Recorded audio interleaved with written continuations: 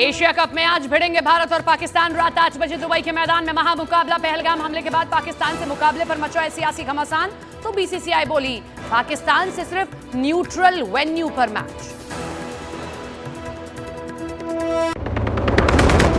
आज होने वाले भारत पाकिस्तान मैच पर सियासी पारा हाई। उद्धव बोले मैच के विरोध में सड़क पर उतरेंगे, तो मनोज तिवारी का बयान पाकिस्तान नहीं इंटरनेशनल टूर्नामेंट में खेलेगी टीम इंडिया। पाकिस्तान लश्कर तैयबा का मुख्यालय दोबारा बनाएगा। बाढ़ पीड़ितों के फंड से बना रहा है ऑपरेशन सिंदूर में तबाह टेरर सेंटर। रिपोर्ट में हुआ पर्दाफाश। गुजरात के भरूच में केमिकल फैक्ट्री में लगी आग। आसपास के गांव में हड़कंप। दमकल की 10 गाड़ियां आग बुझाने में जुटी।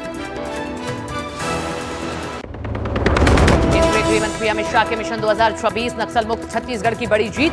200 किलोमीटर जंगल अब होगा नक्सल मुक्त। ग्राउंड जीरो से न्यूज 18 इंडिया की एक्सक्लूसिव रिपोर्ट। नेपाल की पीएम सुशीला कार्की ने संभाला कार्यभार। अब मंत्रालयों के सचिवों के साथ करेंगी पहली बैठक।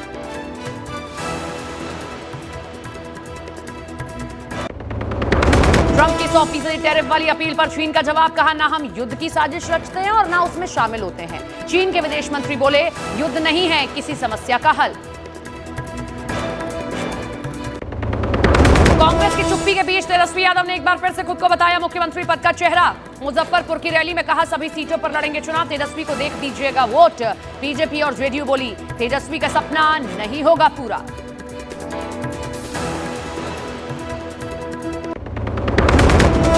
प्रधानमंत्री नरेंद्र मोदी की मां का एआई वीडियो बनाने के मामले में दिल्ली के नॉर्थ एवेन्यू थाने में केस दर्ज। बीजेपी की शिकायत पर दर्ज एफआईआर में कांग्रेस और कांग्रेस आईटी सेल का नाम। असम को पीएम मोदी का 19,000 करोड़ का तोहफा।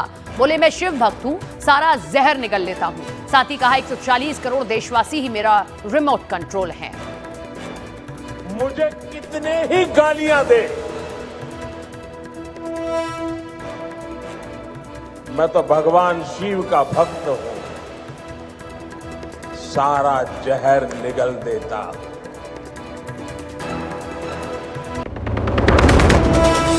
दिशा पाटनी के बरेली वाले घर पर फायरिंग के आरोपी अब तक फरार। पुलिस ने तेज की आरोपियों की तलाश। गोल्डी बराड़ गैंग ने ली थी फायरिंग की जिम्मेदारी। देश की बेटी जैस्मिन लिम्बोरिया ने कर दिया कमाल। वर्ल्ड बॉक्सिंग चैंपियनशिप में गोल्ड मेडल जीतकर रचा इतिहास। पोलैंड की जूलियो को दी मात। गाजा में इजरायली हमले से बड़ी तबाही। गाजा सिटी पर इजरायली सेना ने तेज किया हमले। कई इमारतें और तंबू तबाह। सैकड़ों लोग बेघर हुए। कोई भी हो गाड़ी, अब ना करो कॉम्प्रोमाइज। स्विच करो वैल्वोलिन फुल सिंथेटिक इंजन ऑयल पर। सह प्रायोजक वीनस टूल्स, क्वालिटी जिसपे देश करे भरोसा। Venus tools. Shri Satya Sai university of technology and medical science, Bhopal.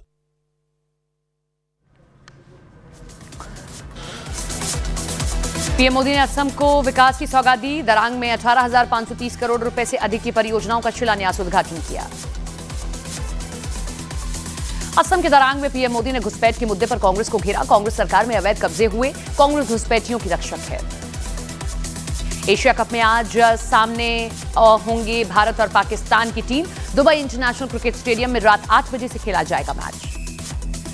Asia cup में पाकिस्तान के खिलाफ टीम इंडिया की जीत के लिए वाराणसी में प्रशंसकों ने प्रार्थना की। भारत की जीत के लिए तिरंगा और क्रिकेटरों की तस्वीर लेकर गंगा नदी में डुबकी लगाई। गाजा सिटी में इजरायल के हमले जारी। कई इमारतें जमींदोज। हवाई हमले में इमारत की तबाह होने की तस्वीरें सामने आई। गुजरात के भरूच में केमिकल फैक्ट्री में लगी भीषण आग। आग लगने के बाद मचा हड़कंप। कंपनी के अंदर से धमाकों की आवाजें भी आई। अकोला में औरंगजेब के पोस्टर को दूध से नहलाने के मामले में एक्शन। 3 लोग हिरासत में। ईद ए मिलादुन नबी के जुलूस के दौरान कुछ लोगों ने औरंगजेब का पोस्टर घुमाया था। गृह मंत्री अमित शाह ने हिंदी दिवस पर दी शुभकामनाएं। हिंदी भाषा को बताया एकता का अनमोल गहना। हिंदी ने देशवासियों को एक सूत्र में बांधने में अहम भूमिका निभाई। पंजाब के पूर्व कांग्रेस सांसद केपी के बेटे की मौत। जालंधर में बेकाबू कार ने फॉर्च्यूनर को टक्कर मारी। घटना का सीसीटीवी वीडियो आया सामने। दिल्ली के बादली में सड़क हादसा। फ्लाईओवर से गिरी कार, ड्राइवर घायल हुआ। बिहार के छपरा में यूट्यूबर के इंटरव्यू लेने के दौरान हुआ हादसा। कई लोगों के ऊपर अचानक गिरी घर की दीवार, 3 महिला गंभीर रूप से घायल, 1 की मौत। रांची में आवारा कुत्ते ने एक लड़की पर किया हमला। कुत्तों को खाना खिला रही थी लड़की कि तभी हमला हुआ, लड़की गंभीर रूप से घायल। हिमाचल प्रदेश के शिमला में लैंडस्लाइड, एक पहाड़ का हिस्सा खिसक कर सड़क पर आया। सड़क पर भारी पत्थर और मलबा आने से पूरा रास्ता बंद हुआ।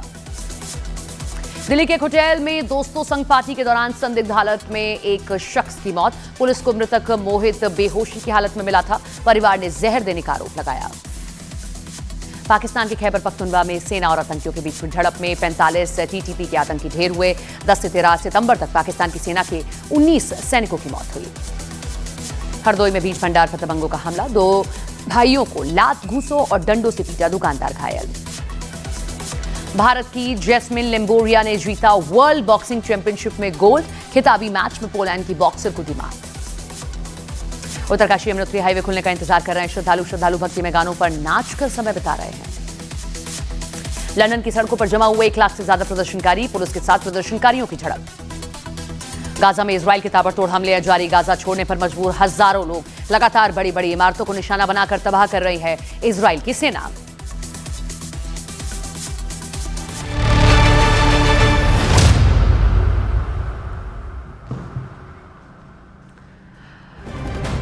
जुर्म की दुनिया के 2 जिगरी दोस्त लॉरेंस बिश्नोई और रोहित गोदारा में एक होड़ चल रही है।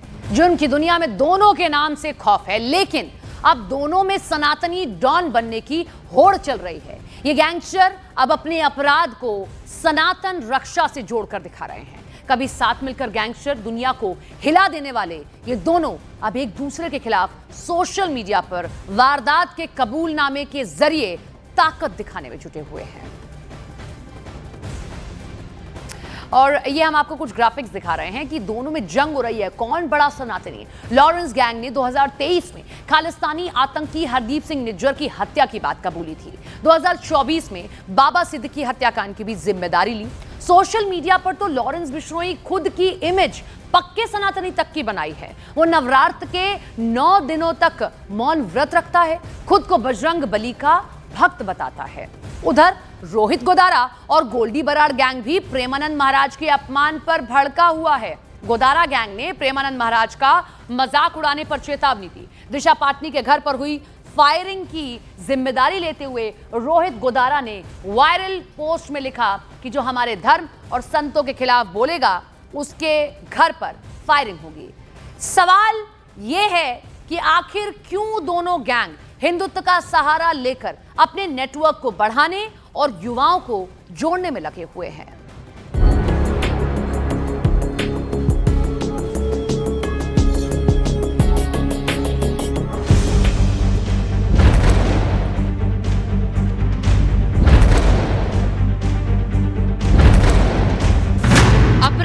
अपराध जुर्म के पीछे हिंदुत्व की ढाल। टारगेट का एंगल सनातनी बदला, गैंगस्टर ने ओढ़ा धर्म का चोला। हिंदुत्व का लेकर नाम, गैंगस्टर बना रहे हैं अपनी पहचान। कभी जिगरी दोस्त, आज जानी दुश्मन। जुर्म की दुनिया के 2 बड़े नाम लॉरेंस बिश्नोई और रोहित गोदारा एक वक्त में साथ मिलकर दहशत फैलाने वाले आज हिंदुत्व की राह पर नंबर 1 बनने की जंग लड़ रहे हैं। यूपी के बरेली में दिशा पाटनी के घर हुई फायरिंग की जिम्मेदारी रोहित गोदारा और गोल्डी बराड़ गैंग ने ली। रोहित गोदारा ने वायरल पोस्ट में लिखा, जो हमारे धर्म और संतों के खिलाफ बोलेगा उसके घर पर ठाए ठाए होगी। ये तो महज ट्रेलर था, हमारे आराध्य का अपमान नहीं सहा जाएगा।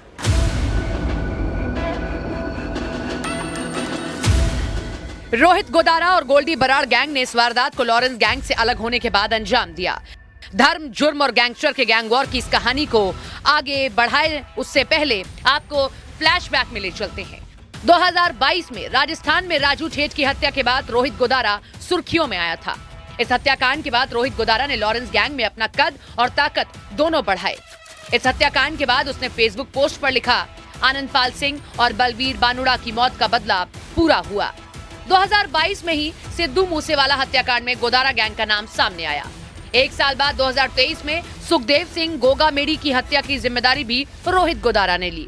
पिछले कई सालों तक रोहित गोदारा, गोल्डी बराड़, लॉरेंस बिश्नोई की तिकड़ी ने एक साथ काम किया, लेकिन इसी साल एक ऑडियो तेजी से वायरल हुआ, जिसमें राजस्थान में एक कारोबारी की हत्या के बाद गोल्डी बराड़ ने दावा किया कि हमले की जिम्मेदारी मेरी है और रोहित गोदारा की है। हम अनमोल बिश्नोई से अलग हो गए हैं, हमारी बनती नहीं है, हम दोनों के रास्ते अलग हो गए हैं।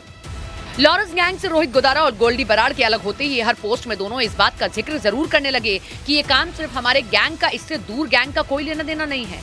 रोहित और गोल्डी बराड़ के बढ़ते कद के बीच लॉरेंस बिश्नोई ने एक फॉरवर्ड गियर मारते हुए ताबड़तोड़ कई बड़े कबूलनामे से तहलका मचा दिया।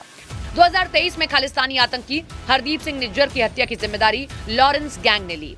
पिछले साल बाबा सिद्दीकी हत्याकांड की जिम्मेदारी भी लॉरेंस बिश्नोई ने ली और यहीं से लॉरेंस बिश्नोई का हिंदू डॉन का ब्रांड बिल्ड होने लगा। लॉरेंस ने सोशल मीडिया पर अपनी इमेज एक धार्मिक योद्धा की तरह बना रखी है।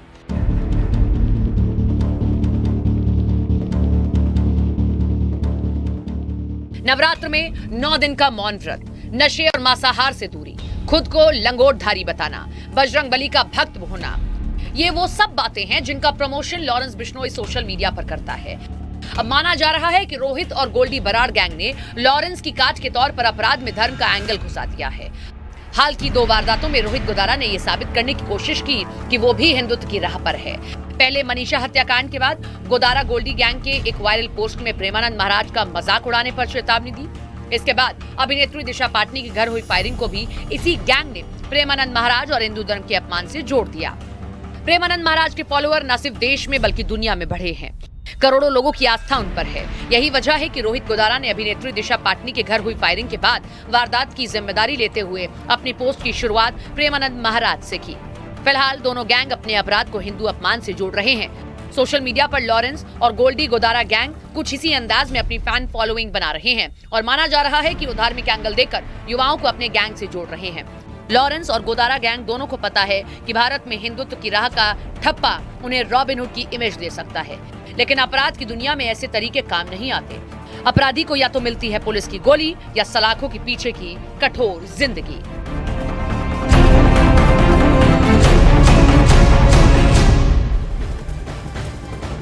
इधर वृंदावन में कुछ संतों ने गोल्डी बराड़ के कदम को सही बताया और कहा कि गोल्डी बराड़ ने सनातन विरोधी लोगों को चेतावनी दी है, इसलिए उनका कदम सराहनीय है।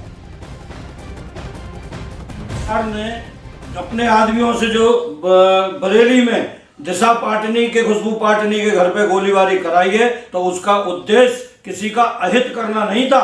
उसने केवल सनातन धर्म की रक्षा के लिए, चेतावनी देने के लिए ये गोलीबारी कराई है और मैं गोल्डी बराड़ के उन गोलीबारी करने वाले लोगों को धन्यवाद दूंगा कि उन्होंने बिना किसी का अहित किए और ऐसी चेतावनी सनातन धर्म के विरोधियों को दी है कि आने वाले समय में कोई भी सनातन धर्म के साधु संतों के खिलाफ, सनातन धर्म के देवी देवताओं के खिलाफ, सनातन धर्म के हमारे धार्मिक ग्रंथों के खिलाफ अगर कोई बोलेगा तो बोलने से पहले उसको 10 बार सोचना पड़ेगा।